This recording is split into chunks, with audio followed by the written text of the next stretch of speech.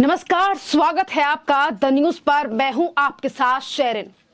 महागठबंधन नहीं तोड़ेंगे, महागठबंधन बनाकर रखेंगे। सभी पार्टियों को एक दूसरे का समर्थन करना चाहिए। दिल्ली में जो बिल लाया गया था उस समय पर बड़ी बड़ी बातें करने वाले अरविंद केजरीवाल ने अब मध्य प्रदेश और राजस्थान में कांग्रेस के सामने खड़ी कर दी हैं मुश्किलें, जिसकी वजह से अब महागठबंधन में पड़ चुकी है बड़ी फूट। जी हां, जहां एक तरफ लोकसभा चुनावों की वजह से ये महागठबंधन बनाया गया था, पर लोकसभा चुनाव से पहले ही इन 5 राज्यों के चुनावों के चलते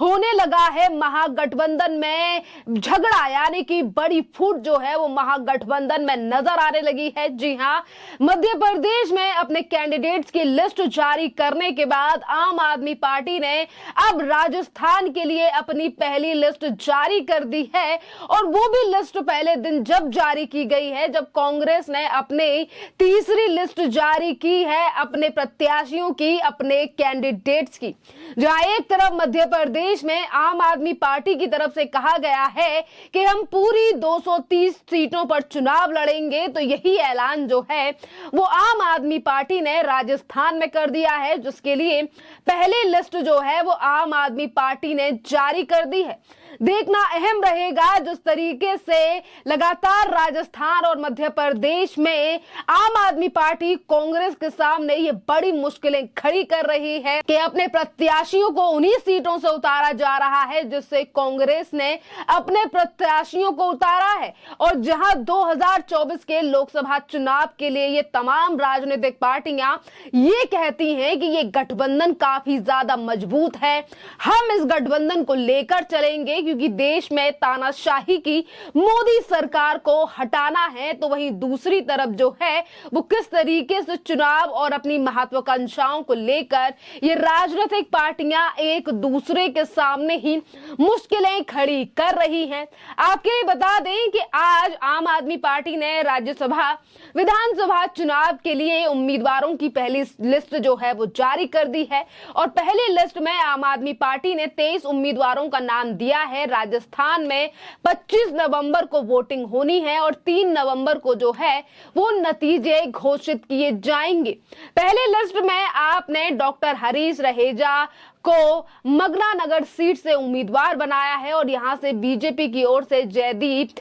बिहानी उम्मीदवार हैं। धनराम मेघवाल को रायनगर सिंह और महंता रूपनाथ को भद्रा, राजेंद्र मवाल को पिलानी सीट से टिकट दिया गया है। विजेंद्र डोटसरा को नवलगढ़ से, रितु सवरिया को बगरू से और अनीता चौधरी को मुंडवार से सीट से उम्मीदवार बनाया गया है। इसके अलावा राजेश वर्मा खंडेला और महेंद्र मांडिया के नीम का धाना, अशोक शर्मा को श्रीमान धीपुर और पीएस तोमर को अंबेर विधानसभा सीट पर उम्मीदवार बनाया गया है। यानी कि ये जो 23 लोगों की लिस्ट जारी की गई है आम आदमी पार्टी की तरफ से, ये दिखा रहा है कि किस तरीके से आम आदमी पार्टी जो है वो लगातार कांग्रेस के सामने ये मुश्किलें खड़ी कर रही है, क्योंकि कांग्रेस ने आज जो है वो तीसरी लिस्ट जारी की है इस राजस्थान के विधानसभा चुनाव के लिए। आपके लिए बता दें कि जहां एक तरफ मध्य प्रदेश में आम आदमी पार्टी ने ऐलान कर दिया है कि हम 230 सीटों पर चुनाव लड़ेंगे, वहीं राजस्थान में भी यही बात कही जा रही है।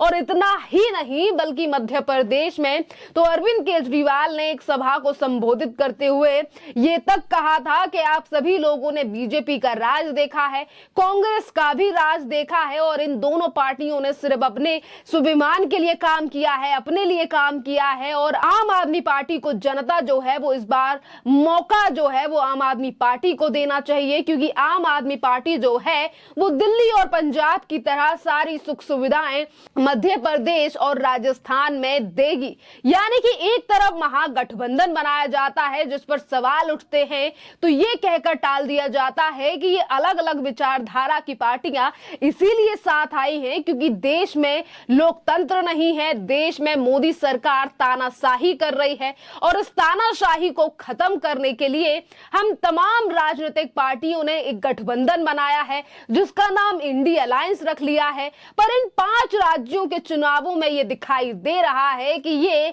बड़ी बड़ी महत्वाकांक्षाएं रखने वाली पार्टियां शायद ही लोकसभा चुनाव तक साथ रह पाएंगी, क्योंकि एक तरफ आम आदमी पार्टी जो कि कांग्रेस के सामने लगातार टफ कंपटीशन खड़ा कर रही है, हर जगह पर बीजेपी और कांग्रेस के विरोध में अपने कैंडिडेट्स को उतार रही है, तो वहीं दूसरी तरफ इन दोनों पार्टी को हटाने के लिए लगातार पुरजोर जो है वो कोशिश की जा रही है आम आदमी पार्टी की तरफ से। तो वहीं मध्य प्रदेश में पहले से ही कांग्रेस और समाजवादी पार्टी का पेच जो है वो अटका हुआ है, जिसकी वजह से अब ऐसा लग रहा है कि अखिलेश यादव जो है वो महागठबंधन से जल्द ही अलग हो सकते हैं, क्योंकि मध्य प्रदेश में जिन 9 सीटों पर उम्मीदवार मांगे गए थे और कहा गया था कि इन 9 सीटों पर उम्मीदवार जो है वो समाजवादी पार्टी उतारेगी, उसमें से भी 5 सीटों पर उम्मीदवार जो हैं वो कांग्रेस ने खड़े कर दिए, जिसके बाद उत्तर प्रदेश में लगातार कांग्रेस और समाजवादी पार्टी में कट्टर लड़ाई